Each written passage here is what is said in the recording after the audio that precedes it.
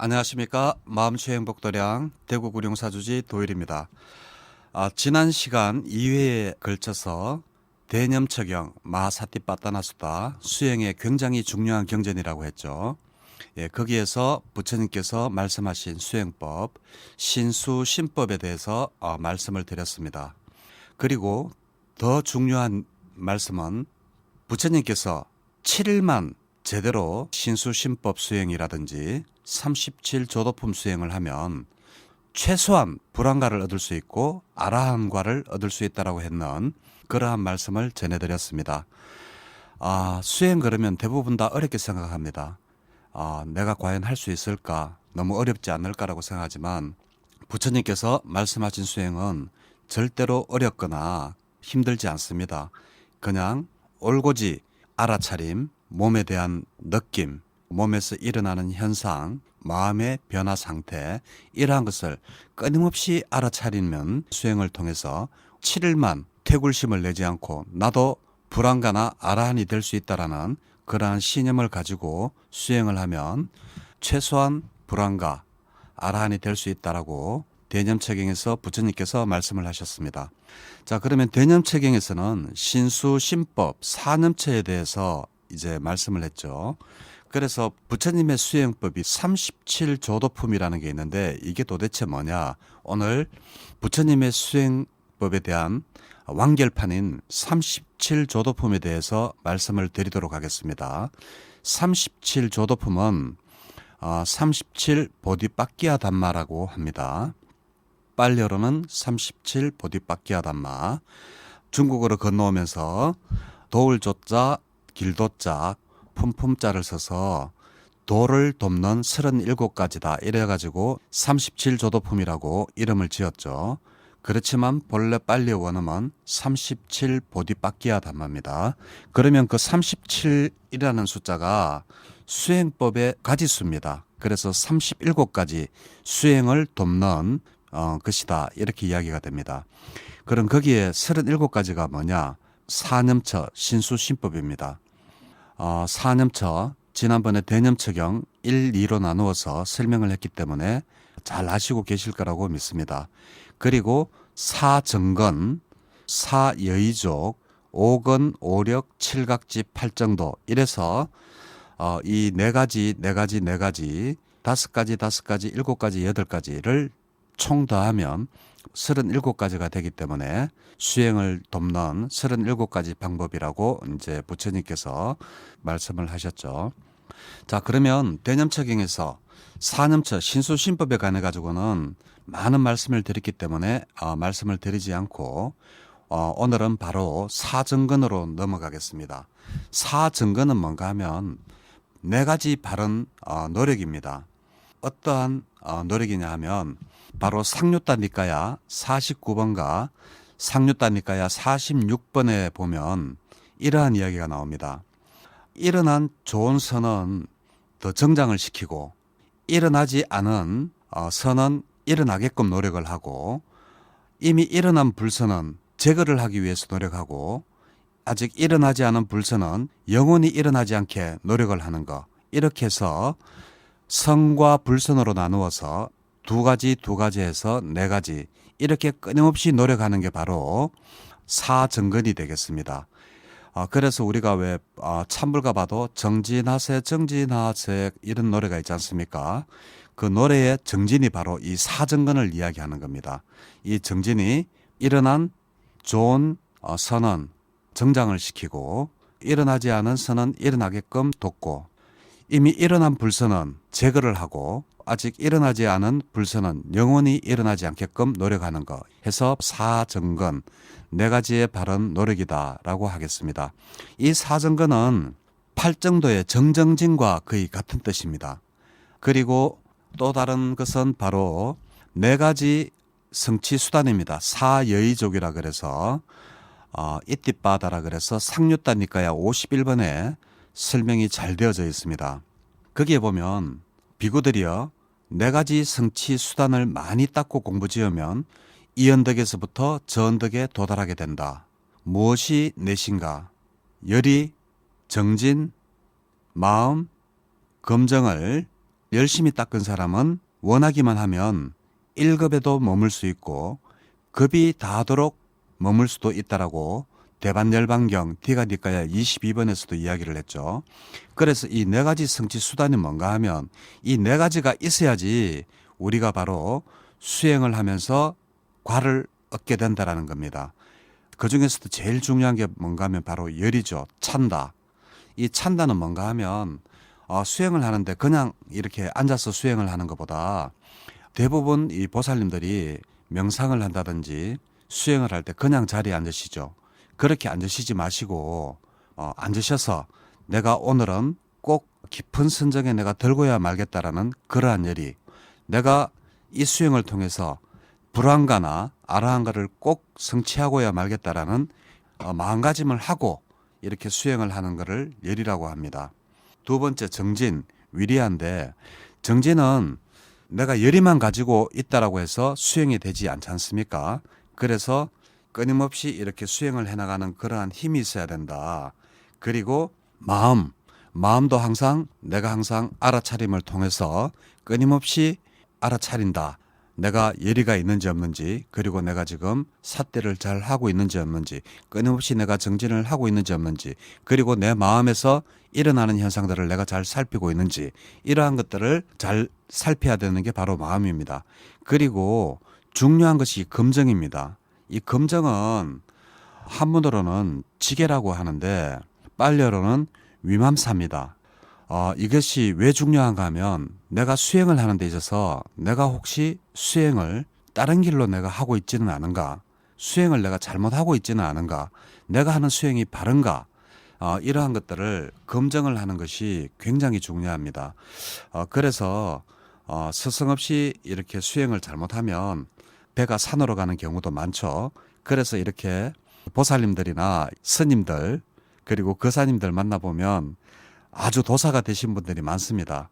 제가 볼 때는 그분들이 사여의족 네 가지 성취 수단 중에서 자기의 검증을 제대로 하지 못해서 자기가 마치 깨달은 양, 자기가 마치 도사인 양, 그러한 생각과 마음가짐을 가지지 않는가 그렇게 생각을 합니다.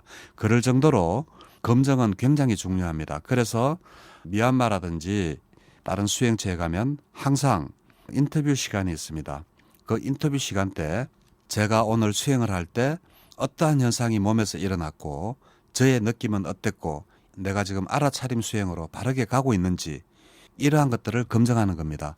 제가 미얀마에 있을 때 한 분은 자기가 유체이대를 했다라고 합니다. 스님인데. 그래서 자기가 앉아있는 모습을 자기가 허공에 떠서 그 모습을 보고 있다라고 하는 겁니다. 이거 바른 수행법이 아니죠.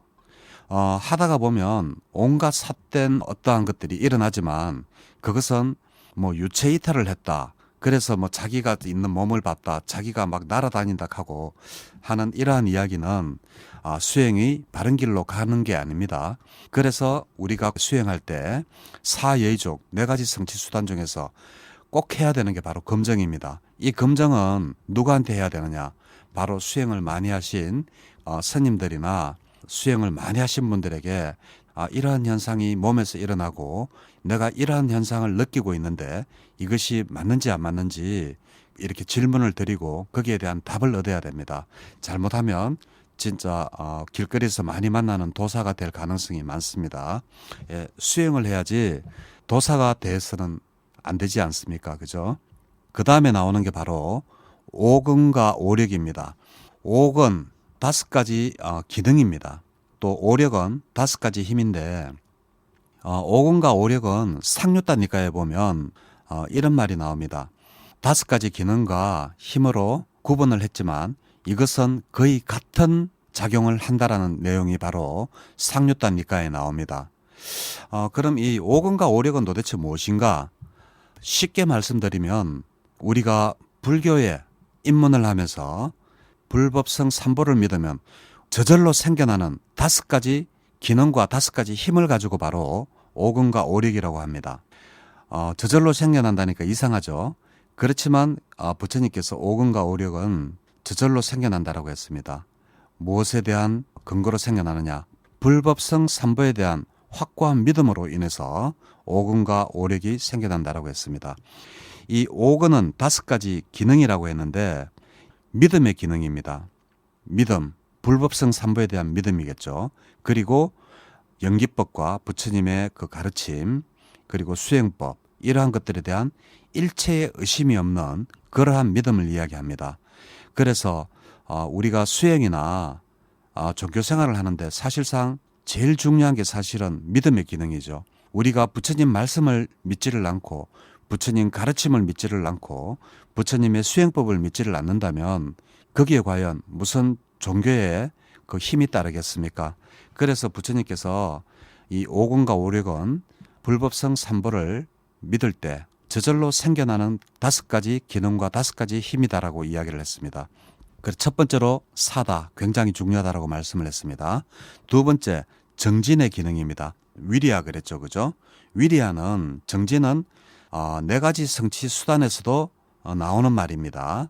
그래서 정진의 기능입니다. 정진은 끊임없이 수행을 하는 겁니다.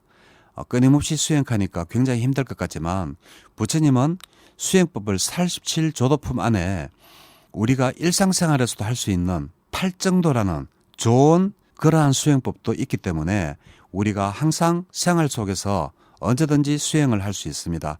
그래서 정진이라고 해서 우리가 꼭 앉아가지고만 있고 이렇게 하는 그러한 수행법이 참선이나 윗바사나 수행만이 수행이 아니고 팔정도도 정말 좋은 수행법인데 이러한 정진의 기능이 생겨난다라는 겁니다.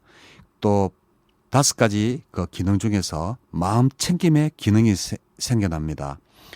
불교를 믿고 수행을 하다 보면 내가 이제 알아차림을 하지 않으려고 해도 저절로 내가 지금 무엇을 생각하고 있구나, 내가 지금 나의 느낌은 어떻구나라고 저절로 이렇게 알아차리는 그러한 기능이 생겨난다고 합니다. 그걸 보고 삿띠라고 하죠. 그래서 이 마음 챙김의 기능이 생겨나고 그리고 그 선정에 들 수 있는 기능이 있습니다. 그걸 보고 바로 삼매의 기능이라고 합니다. 이 삼매를 통해서 통찰지의 기능이 또 생겨나죠. 그래서 이 불교를 믿으면 저절로 생겨나는 그 5가지가 바로 믿음, 굉장히 중요하다 그랬습니다. 정진 중요하죠. 마음챙김 중요합니다. 그리고 이 마음챙김을 꾸준히 하다 보면 저절로 우리가 삼매에도 들고 통찰지, 빠냐, 지혜도 생겨납니다. 그래서 이 삼매는 바로 통찰지로 가기 위한 하나의 방편일 뿐이지 삼매, 선정 자체가 목적이 되어서는 우리 불교는 안 됩니다. 선정은 그냥 글자 그대로 선정일 뿐입니다. 우리가 어떠한 선정에 들었을 뿐이지 그 선정에 머무르거나 안주해서는 안 되고 그 선정의 힘을 이용해서 우리가 바로 통찰지의 기능으로 넘어가서 바로 불안가나 아라한이 되어야 된다는 겁니다. 그래서 부처님께서 이렇게 5가지 기능을 말씀을 하셨는데 5가지 힘도 똑같습니다. 믿음의 힘, 정진의 힘, 마음챙김의 힘, 삼매의 힘, 통찰지의 힘, 이렇게 이제 해서 오근과 오력으로 이제 나누어지는데 여기 보면 상류단 니까에서 오근과 오력을 구분하지 않고 거의 같다라고 제가 말씀을 드렸습니다. 그런데 여기에 경전에 보면 이러한 이야기가 나옵니다. 믿음의 기능은 어디에서 보아야 하는가? 믿음의 기능은 불법성, 지계에서 봐야 한다.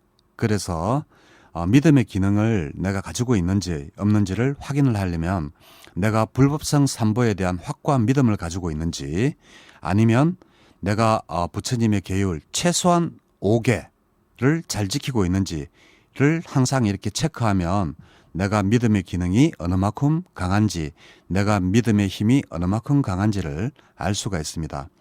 자, 그러면 부처님께서 정진의 기능은 어디서 봐야 되느냐라고 했습니다. 이 정진의 기능은 바로 4가지 바른 사정근에서 봐야 한다라고 했습니다. 이 사정근은 잘 아시죠? 아까 제가 말씀드렸습니다. 일어나지 않은 뭐 나쁜 선은 일어나지 않도록끔 하고 일어난 나쁜 선은 제거를 하려고 노력하고 이러한 것들을 바로 4가지 바른 노력 사정근이라고 했습니다. 그리고 또 마음 챙김의 기능, 사띠는 어디에서 봐야 되느냐라고 했을 때 바로 사념체에서 봐야 된다라고 했습니다. 그리고 삼매의 기능은 어디서 봐야 되느냐? 초선에서 사선까지 해서 이 삼매의 기능을 봐야 된다.